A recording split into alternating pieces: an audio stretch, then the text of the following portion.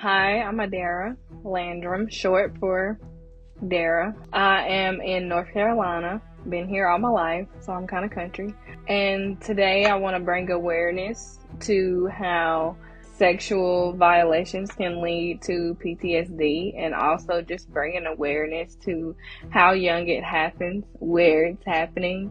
And I feel like me being transparent today will be able to give you a specific look into what that looks like. I have an older brother. We're a year and 9 months apart. I was a mistake. I kind of happened on an accident. My parents were just friends and kicking it, hanging out. And then my mom got pregnant, and by the time she figured out she was pregnant, she couldn't have an abortion. So here I am. So I didn't grow up with a dad in the home. I have a very vivid memory of my stepdad. He used to beat on my mom when I was younger, but once we got older, he said he wouldn't do that, and he didn't do that again. I seen my mom be hit on and beat on. I dealt with a lot of death. My mom's real dad was 65 when he had her. My grandparents died when I was fairly young. She died when I was 7. So that was very hard. I grew up with my mom being angry. Not to justify it or anything, but grief, it will make you angry. I grew up in that dynamic and just seeing my mom be beat on. I've seen her be choked out in front of my face when I was like 4 or 5 years old. So I know it was kind of normal to me. And as I think back, I can remember how I felt like. But I was pretty numb to it. And when I was younger, our house also got burned down. We lived in a very country place, so they didn't like black people, and so they burned our house down. Luckily, nobody was there. When my grandmother got sick, we lived with her. This is like one of the reasons that I want to be in mental health too. My grandma was suffering from schizophrenia. Sorry. It's been times where one day we was in the kitchen and we laughed about it, but she peed in the trash can, And she's like, I thought I was in the bathroom, and we were laughing about it, and she would write Bible verses on the mirror with red lipstick. That was so scary to me, because that's something you see in like scary movies and stuff. And, she would, in the middle of the night, like I would sleep with her some nights, and in the middle of the night, she would start preaching in the middle of the night, and I would be like, Grandma, and it's like, it was like I wasn't even talking. Like, I never understood that either. But now that I work with schizophrenic people and bipolar and people who suffer from that, it kind of pulls pieces together. It actually heals me a little bit. So I had my dad's mom, and I also had like a god family that kind of adopted me. When I was younger, I gravitated more to people, my dad's side of the family, mostly because they were more hands-on, and they were just always around. I had a god family that had adopted me since a baby, and I called them dad, mom. So they really gave me unconditional love. But mostly my dad's mom was my safe haven, and she died when I was 13. That was a huge pile on me on top of me, because when I was sexually violated, when I was molested, it didn't necessarily happen to me until I was 13. That's when it felt like it happened, but it actually happened when I was 10. It like dawned on me when I was 13, if that makes sense. Well, when I was younger, after my grandmother had passed, my mom's mom, we moved to Charlotte. My aunt was in active duty. There was some things between my mom and her sister that was going on. I think it had something to do with my mom not taking care of the house very well, or something along the lines of that, maintenance in the house. And so she asked her to leave, but she said the kids can stay. They already go to school here, and they should stay. You can go find you a job, find you a home, and then they can come. Basically is what she was saying. My mom is pretty headstrong, in which she wasn't listening to that. Now the guy, my abuser, he was her boyfriend at the time. I had seen him one night. I had woke up in the middle of the night and they were sitting on the couch. That's the only time I had seen him before this day that we were moving in. So it was just a big argument that day, and my aunt was saying that, you guys shouldn't leave. You need to leave. The kids don't have to leave. And she was like, you're putting them in harm's way, and then we go to move, and we're moving with this guy, and we have never met him, we don't know him personally or anything. She's moving in with him, we're meeting him. I wasn't comfortable with that as a kid. Moving in with someone you don't know, that's a lot to carry. Once we moved in, my mom was looking for a job. She started working, and she also had another job, so she would work a lot and she wouldn't be there. And then my brother, he's just very out there. He's doing with his friends, playing football, whatever boys do, and that's what he was doing. And so I would be at home by myself sometimes. And one night my mom was gone, she worked that night, and I was at home, and I had on a nightgown with just underwear on. I was very small, I'm a very small girl, so I just had on a nightgown, no really undergarment, just underwear. And I was sitting, we didn't have a couch, so I was sitting in a plastic yard chair, and he was sitting in a plastic yard chair, and I had my back this way, and I was just kind of leaned over reading a book or doing my homework or something. And as I was doing that, he was caressing my nipples, rubbing on my nipples, you know what I mean? So I was that's kind of weird. So he was rubbing my nipples, and then he was come sit on my lap or whatever. So I ended up sitting on his lap, but we were face to face. It wasn't a sit on my thigh lap or nothing like that. It was a face to face of me sitting on his lap.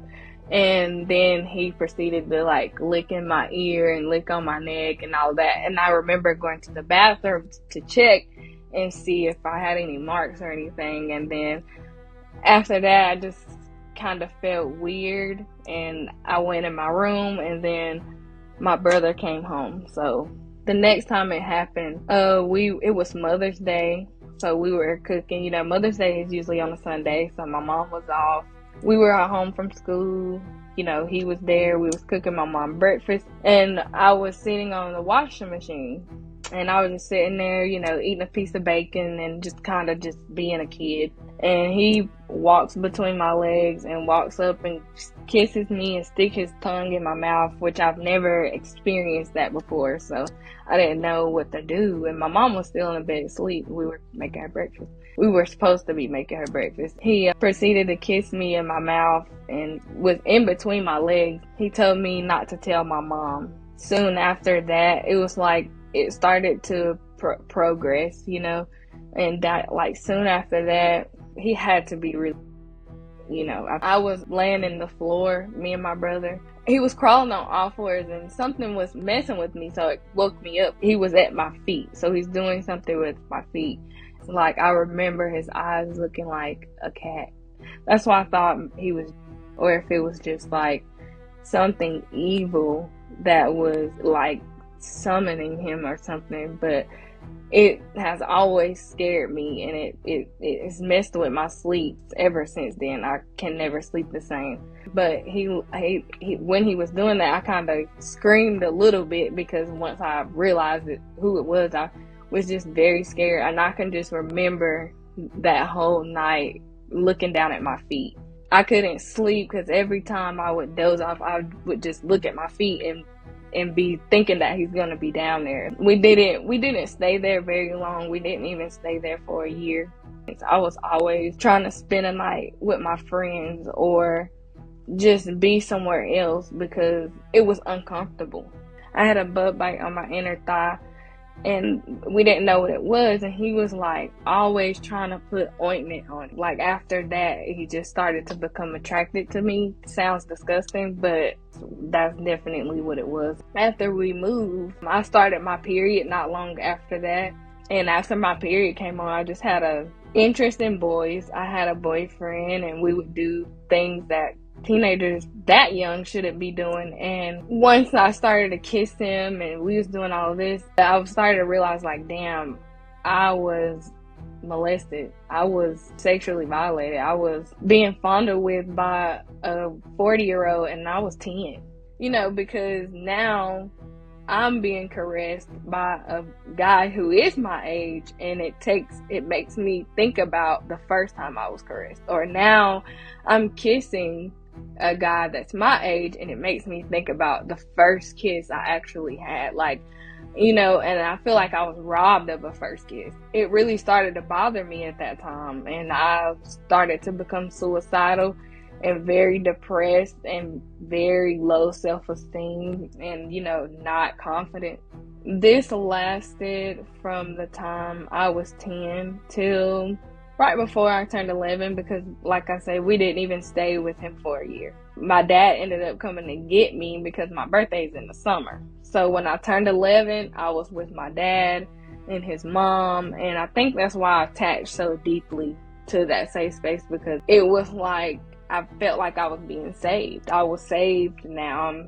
Nobody's gonna bother me here. Nobody hurts me here. I was very angry at my mom because I felt like, I'm very sensitive. I'm a Cancer, so I'm very sensitive and emotional. And I just felt like she should have I felt like she could have at least cared. Me going to therapy, we really healed from that. We really got to a point to where I could tell her how I felt, and she could tell me how she felt about it. But, it wasn't always like that, because she didn't believe me. When I told her when I was 13, she did not believe me. And it induced something in me that I don't ever want to experience again, and I don't think I ever will. But I became very suicidal. I became very depressed, very hopeless. I just wanted my mom. And I didn't have her. I didn't feel like I had anybody, because I told her. And after I told her, I just wanted something to be done about it. What can I do? What can we do about it? My way of crying out for help was trying to kill myself and not wanting to live, and, messing up in school. My life started to deteriorate once I told my mom. It just got swept under the rug. Ultimately, it did. There was nothing done about it. I felt like something should have been done about it, and like I started to get depressed and sad. So I went to a mental hospital for a while, because I didn't want to live anymore. And I went to the mental hospital, stayed there for 3 months, and then I went back to the mental hospital. I stayed there, and I started to tell them, like, my mom is not doing anything about it. This is not what I said, but this is how I felt. Nobody was doing anything about it, so I felt lost. I needed help. Like, I couldn't navigate this by myself as a teenager. I don't feel right, and I couldn't explain that. So once I was in the mental hospital, I was telling them, I've been molested. My mom's not doing anything about it. I really don't want to be with her. I really don't want to stay with her. And, I was telling them that, and they ended up putting me in a therapeutic foster home. And I stayed there for a while, not really that long, because it wasn't, I was doing the same things that I was doing when I was out. I was still smoking. I was still, being a rebel, and I was finding ways to be smarter about it, because I was, they had me in classes and stuff, but I was passing all my tests, but I was still smoking. Really just made me worse. It took me getting pregnant with my oldest son, who will be 11 this year. It took me getting pregnant with him to start to find a purpose and want to have a purpose, because I have to take care of him. You know what I mean? Like, I have to cut it out. And my mom wasn't happy about that either. Back to my mom. She told me that she didn't believe me. My mom also told me that the guy had went on to get married to someone else. After I had my son, so at this point I am 17. I've had my son, I'm 17. My mom had an iPad. I was looking at her iPad at the videos of me having him and stuff. And I see a video of her and him kissing. And that broke my heart. Like, I just couldn't believe that my mama would do that to me. Like, I moved out probably like a year and a half after I seen that. I was done. Her explanation for that was her revenge for what he did to me. And that's why I said therapy has helped me and her, even though she's not in therapy. It helped both of us, because I let her know, and I was able to understand that, Mom, that's not revenge. That was for yourself. that wasn't for me. And I told her how that broke my heart, that, you even went and let him touch you, or you even could even look at him. It was definitely a process, and me and her going through therapy and actually finding our way through that just happened in like 2021. So that's about 15 years, maybe, something like that. It was about 2 years ago when it set in for me, when I started to realize and start my healing journey. I only started my healing journey 2 years ago, and I went very hard. So in 2021, I had got a therapist because of my relationship. I've been in a relationship with him since 2016, and we have 2 beautiful children together. But I started therapy because he had cheated on me, and I couldn't take it. Like, my heart was hurt so bad. I just couldn't take it, and I knew I didn't want to kill myself. I was depressed, but I was like, I still want to do stuff. So, you know what I mean? But my heart, it was like breaking. Like, I could just feel it in my chest. And so I was like, I have to do something. I started to look for a therapist on Psychology Today. I found one. We started to talk, and she brought it to my attention that you have PTSD. I don't see any bipolar, because that's what they tried to say when I was in the mental hospital, that I was bipolar, mood disorder, ADHD, and all of those things can look like PTSD. Just so everybody will know. But she told me you have PTSD, and all of your childhood traumas is coming up. This is not doing anything but bringing it up. It's like I was taking out all the betrayal and hurt and everything that I felt in my childhood on my significant other. He was the man that hurt me. He was the man that betrayed me. He was the man that scared me. He was the man that broke my heart, and I took it, all of that I was carrying out on him, and I didn't realize that until I got into therapy. I had EMDR in 2022. We did EMDR, and she was like, imagine you're on this train and let everything go in your life, that you need to let go of. I was on the train, I'm riding it, and I see my grandma, my dad's mother, and I see her, and I just break down and cry. And I mean, it's like my stomach, one of those cries where your stomach is like involved and it's right from your gut. I cried so hard. That was probably the hardest thing for me. But once I came out of that, I was like, I didn't realize that I've held on to my grandma since I was 13. And here I am, 26, crying about it. I've held on to this for 13 years, and it started to make sense. I attach to people like this. This is why I do this, because I dismiss grieving my grandmother and attach to people to fill that void. And it never does. After that, I started to learn that trauma is storing in our body, and it gets stuck in there, and if you don't get it out, it'll stay. And I started to get into yoga. I started to work out a little bit, but I started to sit outside every morning and journal and make myself aware of my thoughts. I started to reprogram my mind. I had a specific playlist that I would play every morning, full of affirmations, positive talking, positive vibes. I kept learning about trauma. I like to reflect on myself a lot. I do a little bit of shadow work sometimes. And, just being able to therapeutically move through things, and always keeping in touch with my therapist and being consistent with that is definitely important. I did a 10-page report, and when I was in criminal justice technology, on how trauma is very connected to criminals. It's no criminal without trauma. If you see any criminal who's in jail who actually committed a crime, you will know that there's some trauma that they experienced before they got there. And if we could treat a lot of criminals as if they have been in traumatic situations, then we would get a lot further with the justice. Right now, I work with IDD patients and patients that have bipolar and schizophrenia.